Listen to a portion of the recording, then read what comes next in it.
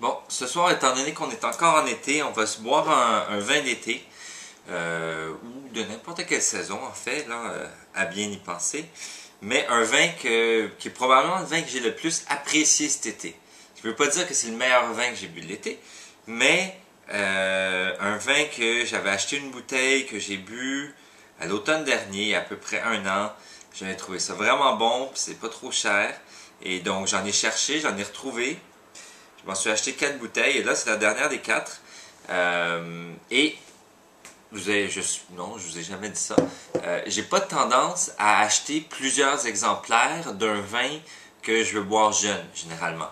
Donc si j'achète un vin puis je veux en mettre quelques-unes de côté pour les faire vieillir, mais je vais en acheter quelques-unes pour y goûter, mettons, goûter maintenant, y goûter dans 5 ans, dans 10 ans, puis là, voir, essayer d'évaluer à quel moment je veux finir toutes les bouteilles. Bon, j'en achète jamais plus que 3-4 de toute façon, là. Mais bon, dans les vins jeunes, c'est très rare que j'en achète plus que 2. Genre, si j'en achète une, si j'aime ça, je vais m'en racheter une autre ou peut-être une deuxième. Donc ça va faire 5 bouteilles en un an. Donc, qu'est-ce que c'est un Beaujolais? Donc, dans le Beaujolais, on a sûrement déjà parlé, il y a 10 crus, donc 10 villages ou 10 appellations qui ont un statut supérieur. Donc, en hiérarchie, il y a le Beaujolais, l'appellation régionale. Beaujolais village, qui sont certains secteurs qui sont potentiellement plus qualitatifs, qui ont droit à l'appellation Beaujolais village. Et ensuite, il y a les 10 crus, donc les 10 villages qui ont droit d'écrire leur nom, ou d'écrire pas nécessairement 10 villages, 10 communes ou 10 appellations là, qui ont droit à leur propre appellation.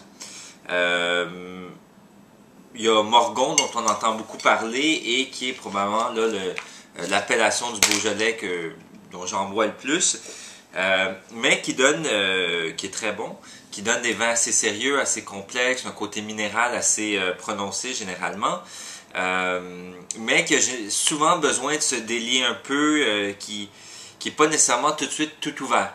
Des fois on veut un Beaujolais qui est assez simple, facile, juste bon sur le fruit.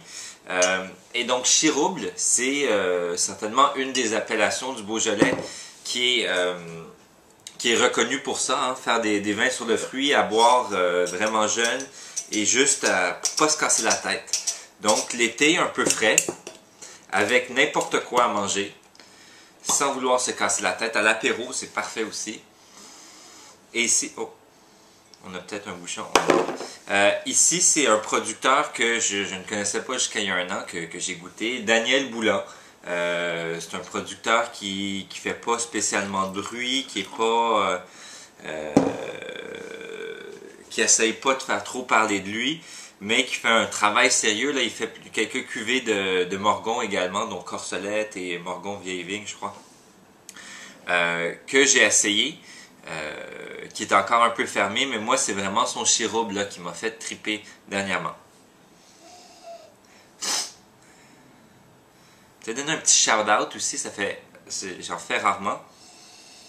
À la cave de poche, donc j'achète mes vins un peu partout, je suis un peu obsessif là-dessus, je regarde tout ce qui se passe, tous les prix, je sélectionne beaucoup. Bon, des fois je vais aller chez un caviste et je vais demander qu'on me conseille quelque chose.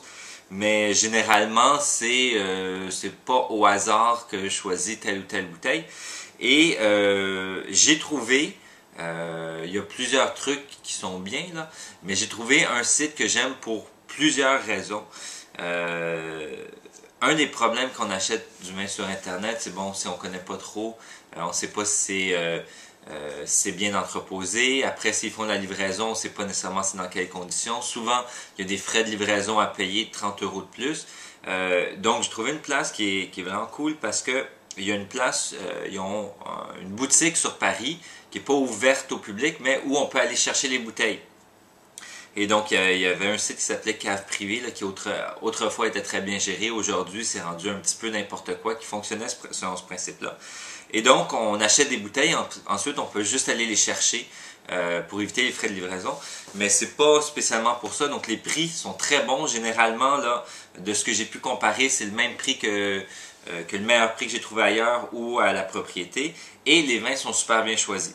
Donc, en regardant dans le magasin, c'est toujours tentant d'acheter 2-3 bouteilles de plus, en tout cas. Et c'est la cave de poche, donc qui est super bien gérée. À date, j'ai pas eu de problème. Là, ça fait 2 fois que j'achète chez eux. Ils font des dégustations de temps à autre. Donc, si vous êtes sur Paris, que vous cherchez un endroit où il y a des bons vins et qui sont pas trop chers et qu'on peut aller les chercher sans payer de frais de port, donc la cave de poche, ça vaut la peine de regarder. Ici, un peu de textbook. Textbook Beaujolais, mais pas du tout textbook bon Beaujolais. Avec tout ce que ça implique et si ça veut dire quelque chose, peut-être ça veut rien dire. Donc sur la cerise, sur la framboise en même temps. Et il y a un petit côté minéral qui ressort également. Pas super opulent, mais c'est plaisant et c'est invitant.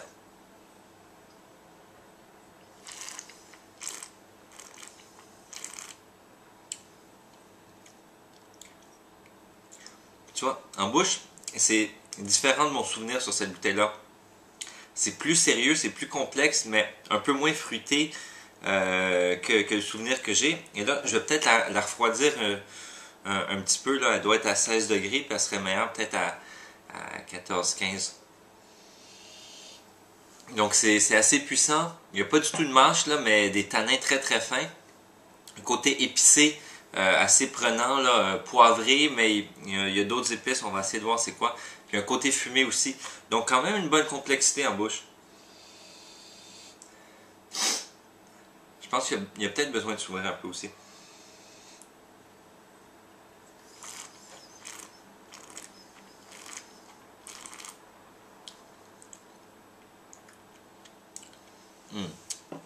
Vraiment le côté... il y a un petit peu de fruits au départ. Et je pense que dans une heure, là, l'avoir épaulé comme ça, dans une heure, peut rafraîchir aussi. Le fruit va plus ressortir. Là. De mémoire, c'est ce qui m'est arrivé des autres bouteilles. Mais une petite attaque fruitée d'un fruit acidulé rouge, donc framboise, cerise, c'est à peu près ça. Et ensuite, il y a une bonne attaque poivrée et fumée qui vient prendre la place, qui vient prendre un peu d'opulence pour nous donner une finale là, qui revient un petit peu sur le fruit, qui est légère, qui n'est pas trop intense. Bon, c'est pas super long, mais c'est, pour moi, là, l'été, généralement, ça c'est, s'il y a un vin que presque tous les soirs que je m'ouvre une bouteille de vin, s'il y a un vin que je me dis, je prendrais bien un verre de ça, c'est pas mal celui-ci là, depuis 3-4 mois. Donc, je vous recommande de découvrir Daniel Boulan. Ces morgons, il faut peut-être les attendre 2-3 ans, mais son sirop généralement est très accessible. Et pour preuve, là, celle lui il y a 1 an était excellente. 2011, bon millésime, mais pas rien d'exceptionnel, mais un assez bon millésime dans le Beaujolais. Et voilà, donc Daniel Boulan, on découvre spécialement son chirouble. Et si vous êtes à Paris, allez faire un tour sur la cave de poche, ça vaut la peine.